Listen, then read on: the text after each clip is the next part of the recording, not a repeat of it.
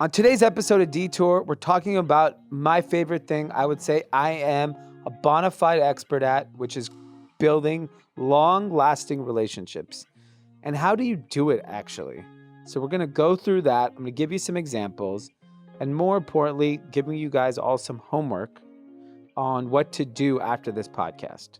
And the other homework I have, which is mandatory, is please rate and review today's podcast. And we're going to pick our winner from the rating and reviews. So please head over to whether you use Apple Podcasts and review the pod. And Pete will pick a winner to win a free month of Menlo Club. Thank you again for all your support. Let's get into it. We live in a world of immediacy where you post a picture, you want likes, you press a button, a car shows up, food comes on demand now as well. That, unfortunately, has poorly trained people on how to build relationships. And I think even in the dating world today, you swipe right, left, and all of a sudden you have a match and you're going on a date and you miraculously could be dating someone. That is not how business relationships work. Business relationships takes time. And I've noticed with a lot of young people that connect with me, they want to graduate their relationship with me. I'm using myself as the example very, very quickly. And unfortunately, it doesn't work like that. Relationships come over time and trust and getting to know someone. And that's truly how you build a relationship. There are relationships that I started 10, 15 years ago that have now become business opportunities. That today we're doing business with them. I'll take even, for example, Sneaker Steve. If you guys follow along, we have a brand called Alice Gray with Steve Patino. I met Steve, probably 10, 12, 15 years ago. I don't even remember at this point. He was working at DC. He was also a part of a retailer out in New York. I think they used to carry 5-4. Fast forward, he does his own brand with some other friends of his. They do Android Home. We kept in touch. They would send me shoes. I was at his wedding. We never talked about doing business together. We never talked about anything about business except we would share our war stories. They would share theirs. Fast forward, when the time came and he was looking for a partner, I had known Steve for so long. I knew what type of person I was working with. I knew what I was getting in bed with, essentially. And I felt very, very comfortable to do the brand that we're doing with them. Now it's about 2 years on this journey. But that journey really started 10, 12, whenever years ago when we first met. And people are very short-sighted in relationship building is they want immediacy. They want things, they want me to snap a finger and boom, their business is off to the races. That you should never have that expectation on anyone, because if you just met someone, it's very, very difficult for people to take that leap of faith. I know everyone's pressing, everyone's trying to get things done right away, but true salespeople, true business development, and I don't like to use the word sales. I want to use the word business development. Takes years of relationship building. How many people do you call just to say hello, just to catch up, with no expectations? Text, email, hey, let's go get coffee. Let me buy you a drink. No expectation, just because they're doing something interesting and you just want to stay on their radar. I can't tell you how long I've been doing that, and I still do it. If I see a brand, my focus has always been on fashion. If I see a brand or a business in my industry that's doing really well, I want to know them. I want to know everything about them. I want to know their background.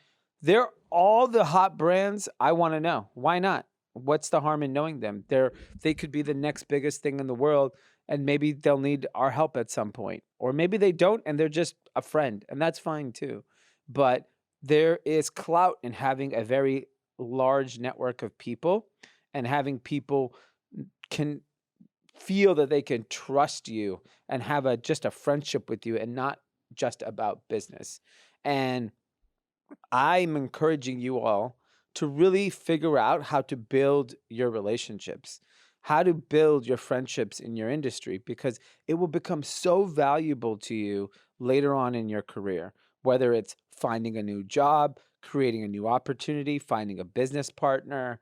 You just never know. There are people that, like, I was helpful 2 years ago that are coming back into my life in different capacity, and we're doing business together.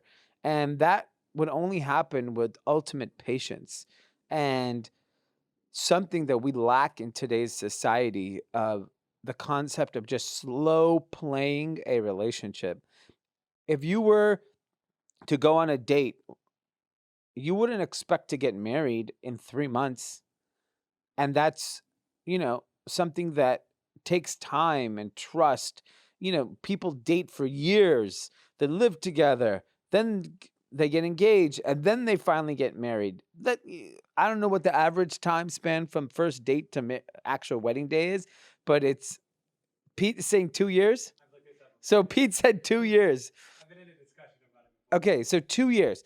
Let's just say that is on the aggressive side of time, because 2 years seems really aggressive to me. But even 2 years for that process to happen, to do business, which I think people are extremely particular who they do business with, because it's essentially like getting married, especially if it's a partnership or you trust someone to do business, make something for you or provide a service to you. It takes time. And you really should be thinking about it in long horizons. And if you want to be strategic about it, is like, okay, take someone like me, for example. How do you build my trust? How do you build awareness with me?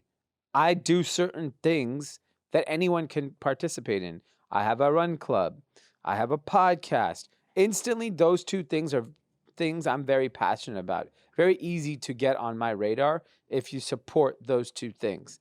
So then when that time comes, you're like, hey, I'm in town. Can I catch 5 minutes of your time? Cool. Oh, you're doing something interesting. This is okay. Now we're furthering our relationship.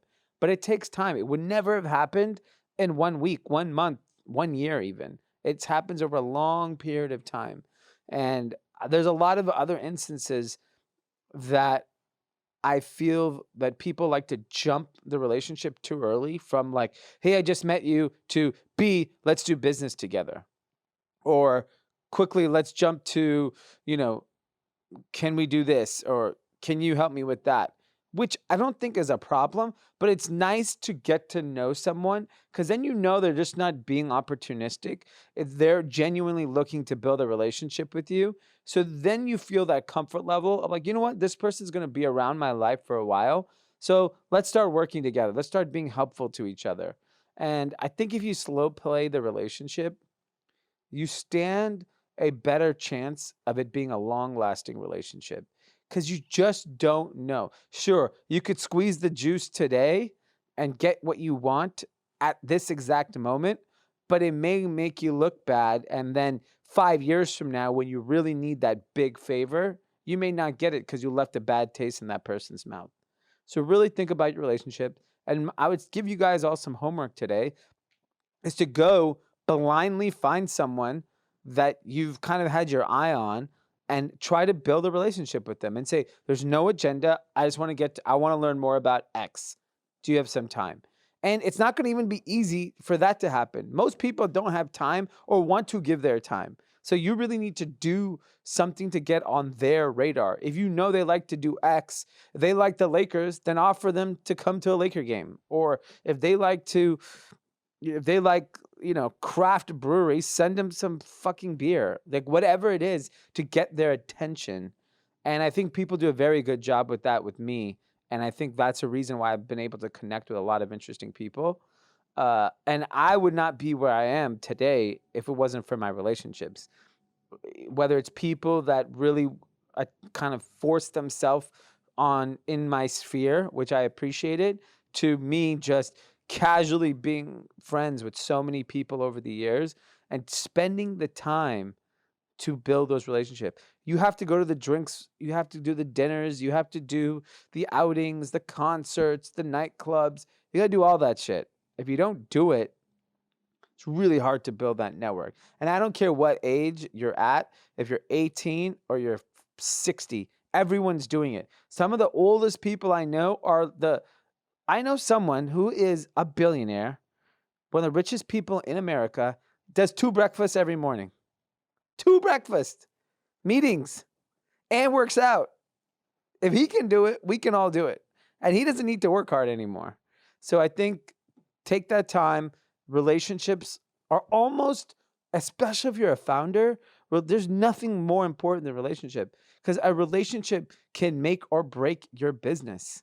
Like one relationship can change your entire life. So go focus on building those.